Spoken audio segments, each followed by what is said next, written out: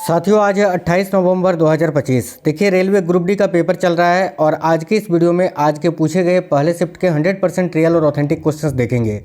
तो चलिए शुरू करते हैं साथियों, देखते हैं क्वेश्चंस। और देखिए अब मैं आपको बता दूं, इस चैनल के अंदर आपको वो सारे टॉपिक्स मिल जाएंगे जिन जिन टॉपिक से क्वेश्चंस पूछे जा रहे हैं। करेंट अफेयर्स के वो सारे टॉपिक आपको मिल जाएंगे, लेटेस्ट बिल्कुल अपडेटेड। तो उनको जाकर देख लेना साथियों, आपका कोई भी क्वेश्चन पेपर में नहीं छूटेगा। ठीक है, आज भी मैंने एक टॉप 50 क्वेश्चंस का करंट अफेयर्स का क्लास करवाया है सवेरे, अभी आप देख लेना। इसके अलावा स्पोर्ट्स करंट अफेयर्स, नियुक्तियाँ, पुरस्कार और सम्मान, सारा सब कुछ करवाया हुआ है, आपको सिर्फ देखना है। ठीक है, क्योंकि करंट अफेयर्स के क्वेश्चंस 20 क्वेश्चन पूछे जा रहे हैं और 20 क्वेश्चन समझ रहे हो ना, बहुत बड़े होते हैं। तो चलिए आज के पहले शिफ्ट के क्वेश्चंस को देखते हैं। नमस्कार दोस्तों, मेरा नाम है सुभाष राज और स्वागत है आप सभी साथियों का स्मार्ट स्टडी 2.0 यूट्यूब चैनल पर। देखते हैं साथियों आज के बिल्कुल ऑथेंटिक क्वेश्चंस। जैसे कि एक क्वेश्चन आज पूछा है, भ्रष्टाचार अवधारणा सूचकांक 2024 के अनुसार भारत का स्कोर क्या रहा। तो देखिए भ्रष्टाचार अवधारणा सूचकांक यानी CPI जिसको आप बोलते हैं, 2024 के अनुसार भारत का जो स्कोर है ना वो साथियों 38 है। तो इस क्वेश्चन का करेक्ट आंसर आपका 38 हो जाता।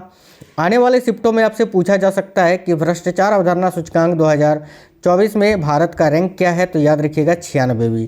ये पूरा टॉपिक मैंने करवाया हुआ है चैनल के अंदर, इसी चैनल के अंदर अभी देखो, आप स्क्रॉल करो वीडियो या फिर सर्च करो direct index by smart study 2.0 आपको मिल जाएगा, सारे टॉपिक्स आपको मिल जाएंगे साथियों। ठीक है, ध्यान से देखना। तो करेक्ट आएगा 38वां।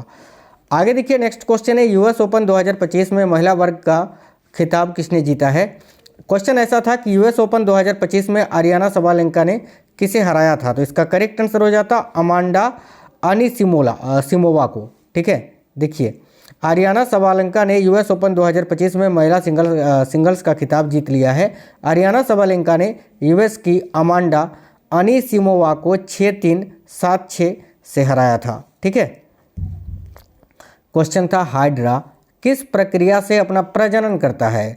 ठीक है, तो देखिए हाइड्रा की अगर बात करें ना तो मुख्य रूप से ये मुकुलन यानी बडिंग नामक प्रक्रिया से प्रजनन करता है, जो कि अलैंगिक यानी एसेक्सुअल प्रोडक्शन की एक विधि है। हालांकि आपको याद रखना है साथियों कि कुछ विशेष परिस्थितियों में यह लैंगिक जनन भी कर सकता है और पुनर्जनन द्वारा भी प्रजनन कर सकता है, लेकिन ज़्यादातर जो है ना आपका करेक्ट आंसर यहाँ पर एसेक्सुअल रिप्रोडक्शन करेक्ट आंसर होगा।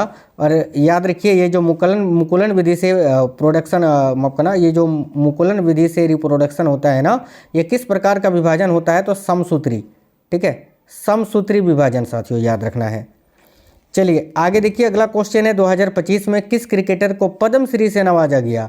तो भाई देखिएगा ये पद्म भूषण वाला देखो पुरस्कार और सम्मान वाला टॉपिक उठा के चैनल के अंदर मैंने कराया है कि नहीं। डायरेक्ट क्वेश्चन आए हैं, आप बोल रहे हो करेंट हार्ड है, कहाँ हार्ड है, पढ़ोगे नहीं तो हार्ड तो लगेगा ही।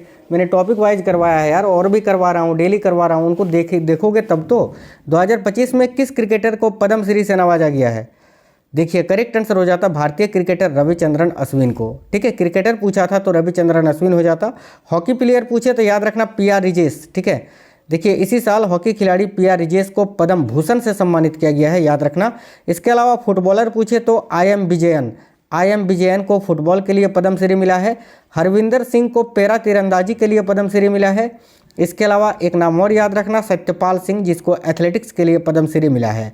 ठीक है, यानी कुछ 5 खेल से संबंधित खिलाड़ियों को जो है ना पद्म पुरस्कार इस बार मिला था, याद रखना। देखिए नेक्स्ट क्वेश्चन था, G7 सम्मेलन या G7 शिखर सम्मेलन 2025 किस देश में आयोजित हुआ था।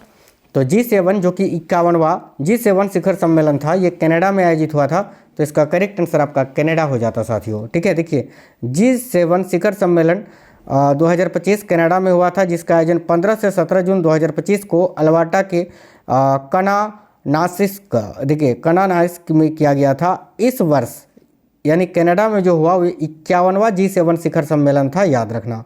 एक रिम्स का फुल फॉर्म आपसे पूछा था, तो इसके 2 फुल फॉर्म होते हैं। एक तो हॉस्पिटल वाला जो कि भारत की जो राज्य साथियों झारखंड की राजधानी रांची में स्थित है, और ये झारखंड का सबसे बड़ा हॉस्पिटल हम कह सकते हैं। ठीक है, RIMS Rajendra institute of medical sciences, इसका करेक्ट आंसर आपका हो जाता राजेंद्र आयुर्विज्ञान संस्थान। ठीक है, इसके अलावा साथियों याद रखना ये जो रिम्स है इसका एक और फुल फॉर्म बनता है रेगुलेटरी इंफॉर्मेशन मैनेजमेंट सिस्टम।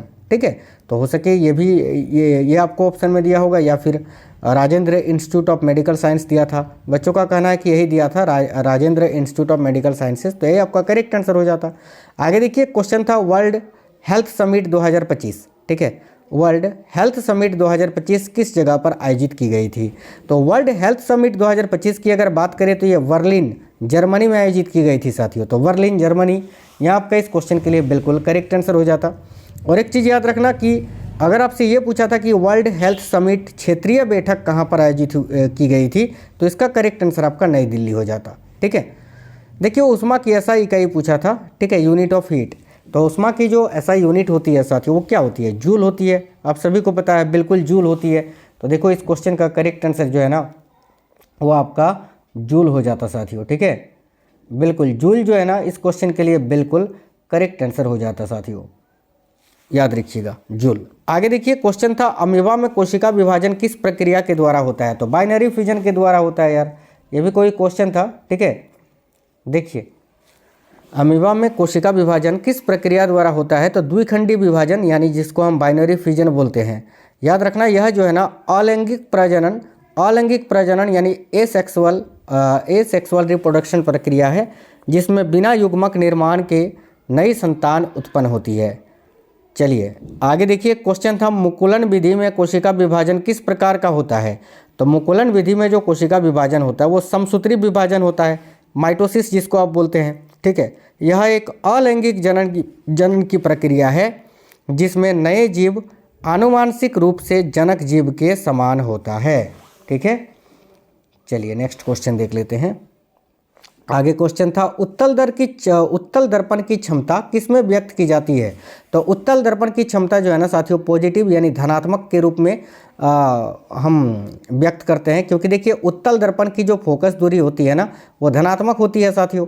और देखिए उत्तल दर्पण की जो क्षमता होती है वो ऋणात्मक होती है। क्यों? क्योंकि उत्तल दर्पण की जो फोकस दूरी होती है वो हमेशा ऋणात्मक आएगी, ऋणात्मक होती है, ठीक है, याद रखना। देखिए उत्तल दर्पण यानी कॉन्वेक्स मिरर, उत्तल दर्पण की क्षमता हमेशा धनात्मक होती है क्योंकि इसकी फोकस दूरी धनात्मक होती है।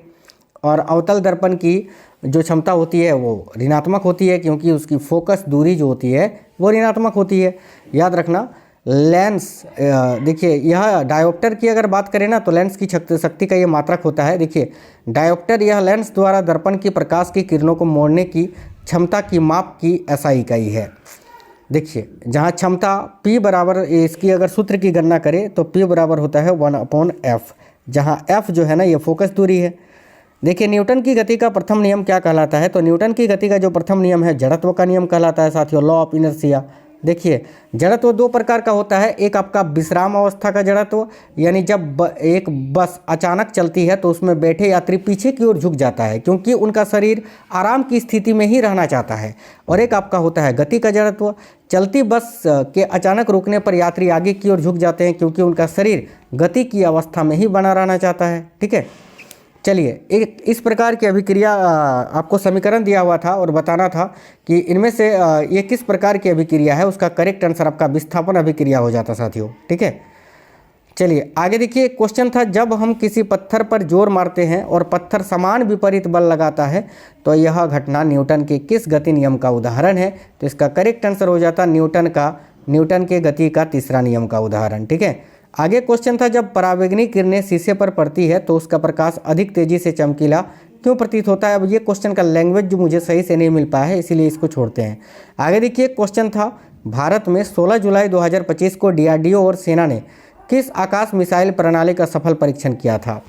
देखिए भारत ने 16 जुलाई 2025 को DRDO और सेना ने किस आकाश मिसाइल प्रणाली का सफल परीक्षण किया था? तो आकाश प्राइम मिसाइल प्रणाली का, याद रखना, ठीक है। देखिए आगे नेक्स्ट क्वेश्चन था नवीकरणीय ऊर्जा स्रोत को बढ़ावा देना संयुक्त राष्ट्र के सतत विकास लक्ष्य यानी SDG के अंतर्गत आता है। मतलब कौन से SDG के अंतर्गत आता है? तो SDG 7 के अंतर्गत, यानी लक्ष्य 7 सतत विकास लक्ष्य 7 के अंतर्गत। देखो संयुक्त राष्ट्र के सतत विकास लक्ष्य 7 के अंतर्गत आता है। इस लक्ष्य का मुख्य उद्देश्य सभी के लिए सस्ती, विश्वसनीय, टिकाऊ और आधुनिक ऊर्जा तक पहुंच को सुनिश्चित करना है। नेक्स्ट क्वेश्चन था, हाल ही में बाल संरक्षण आयोग द्वारा खतरनाक एवं अवैध कारखाने से कई बच्चों को बचाया गया, इसमें कितने प्रतिशत बच्चों की स्थिति अति गंभीर पाई गई थी? तो याद रखना 75% बच्चों की। नेक्स्ट क्वेश्चन है, निम्नलिखित में से कौन सी धातु है जो पृथ्वी पर प्राकृतिक रूप से पाई जाती है? अब ये क्वेश्चन साथियों आपको बाय ऑप्शन करना था, जैसे कि पृथ्वी पर जो है ना प्राकृतिक रूप से कई प्रकार की धातु पाई जाती है, जैसे कि सोना होता है, आपका चांदी होता है, ठीक है, कॉपर होता है। तो ये ऑप्शन के ऊपर आपका डिपेंड करता। एक क्वेश्चन था, रदरफोर्ड का अल्फा कण प्रशिक्षण से किस खोज के लिए जाना जाता है? तो देखिए रदरफोर्ड ने अल्फा कण प्रकीर्णन की से किसकी खोज की थी? तो नाभिक की खोज की थी। तो इसका करेक्ट आंसर आपका नाभिक हो जाता साथियों, ठीक है। साथियों ये फर्स्ट शिफ्ट के क्वेश्चंस थे आज के। और देखो जो मैंने बताया आपको, चैनल के अंदर वो सारे टॉपिक्स मिल जाएंगे, रैंकिंग के, पुरस्कार सम्मान, नई नियुक्तियाँ वर्तमान में कौन क्या है, मिक्स क्वेश्चंस करेंट अफेयर्स के आपको मिल जाएंगे, इंडेक्स रैंकिंग वाले सवाल आपको मिल जाएंगे, युद्ध अभ्यास आपको मिल जाएंगे। बाकी जितने भी टॉपिक्स हैं ना करेंट अफेयर्स के, वो टॉपिक वाइज ही मैं इस चैनल में करवाता हूँ। तो आप लोग जाकर देखिए, सारे क्लासेस आपको मिल जाएंगे, उनको देखना ही है, ठीक है। स्पोर्ट्स करेंट अफेयर्स कल मैंने करा दिया था, कल नहीं, एग्ज़ाम से एक दिन पहले ही 26 को, उसको भी देख लेना, चैनल के अंदर आपको मिल जाएगा। तो चलिए फिर मिलते हैं आपसे नेक्स्ट वीडियो में साथियों। देखिए आपका पेपर कब है, आप हमें इस वीडियो के नीचे कमेंट बॉक्स में ज़रूर बता देना। जय हिंद, वंदे मातरम।